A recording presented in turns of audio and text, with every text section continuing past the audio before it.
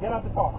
In the heart of downtown Miami, a late-night Uber ride turned deadly when an argument between two young women erupted into a fatal tragedy: the death of Gladys Yvette Barcella, a 20-year-old outgoing mother of three. The July 2022 evening began as a fun night in South Beach for a group including 4 men and 2 women: 24-year-old Natalie Harrell and the woman she was living with, the 6 friends who went to a club around 10 p.m. and ordered bottle service. One of the men asked the woman in the group if they had any friends that wanted to join them, and the unnamed woman showed him the social media account of her friend Gladys. She reached out and invited Gladys. Then around 1 a.m. that night, Gladys met them at the Urban, a restaurant, and greeted them at their table. As the night went, tensions between the group began to rise. The unnamed woman said that Natalia got frustrated with when Gladys started drinking and dancing, and Natalie texted her saying, "Get your girl under control." When the venue closed, the group ordered an Uber around 2 a.m. to the Icon Hotel and Residencies in Miami,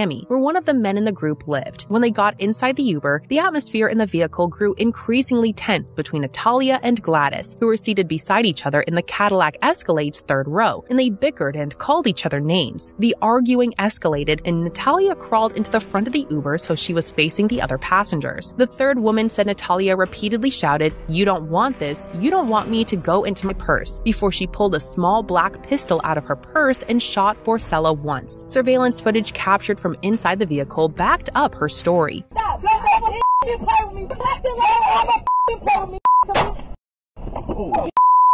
The Uber driver pulled over following the gunshot and scrambled out of the vehicle, as did everyone else except Gladys, who was gravely wounded and remained in the Cadillac. The group of partygoers then fled the scene. Cops were able to find the men later, and the 3rd woman contacted police through an attorney later that day and offered to speak. Police found Gladys with a gunshot wound to the right side of her torso and left arm, and she was rushed to Jackson Ryder Trauma Center, where she was later pronounced dead. Natalia, who was 6 weeks pregnant at the time, was arrested and charged with 2nd-degree murder. She was arrested a few months earlier for battery, assault, and criminal mischief. Harrell's case gained widespread attention when an attorney petitioned an appeals court to have her unborn child released from jail, arguing the baby was being wrongfully detained and claiming Natalia was not receiving adequate prenatal care behind bars. In March 2023, a Miami-Dade County judge denied Harrell's bond request. She gave birth to her child a month later, and the child was placed in the care of relatives, and Harrell was taken back to jail where she awaits trial. On the GoFundMe campaign created to cover funeral expenses and provide financial support for Gladys's 3 children, her mother wrote, "This is the most devastating news a mother can receive. My daughter's life was taken away from her, and she did not deserve this. She was the life of the party and a beautiful soul to be around. She always held her hand out for anyone that needed her, even when she had battles of her own. She put her 3 beautiful children first, and now they have to grow up and only hear of memories of their beautiful mother. I don't even know how to tell my grandbabies someone took their mother away from us." A frenemy's envy and resentment led to a moment of blind rage that forever altered the lives of all involved.